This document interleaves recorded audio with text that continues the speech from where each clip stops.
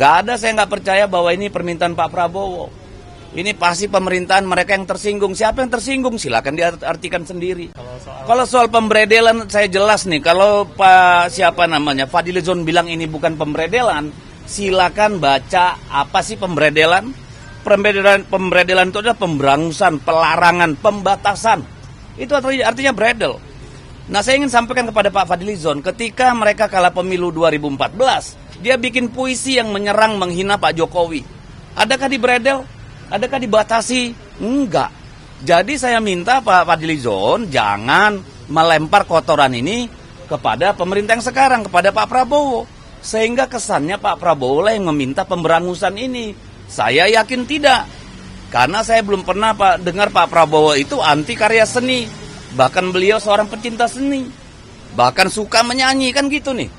Jadi yang meminta membredel ini menurut saya adalah mantan dan para komparadornya. Nggak ada, saya nggak percaya bahwa ini permintaan Pak Prabowo. Ini pasti pemerintahan mereka yang tersinggung. Siapa yang tersinggung? Silakan diartikan sendiri.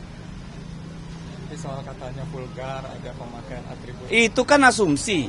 Harusnya kalau itu dipamerkan, maka yang melihat itu hanya segelintir orang yang datang ke pameran.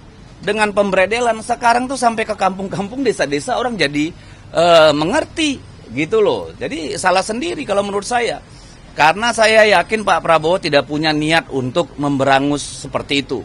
Beliau sedang berusaha membangun citra Indonesia di luar negeri. Ya, dunia internasional. Kalau sampai beliau keluar negeri terus ada cerita kayak begini, kan beliau bisa dianggap tidak demokratis. Dan itu merugikan bagi Pak Prabowo.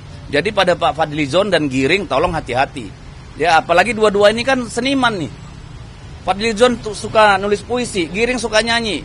Ya, masa otaknya kayak begini, kayak Orde Baru gitu loh. Jadi dalamnya mantan presiden.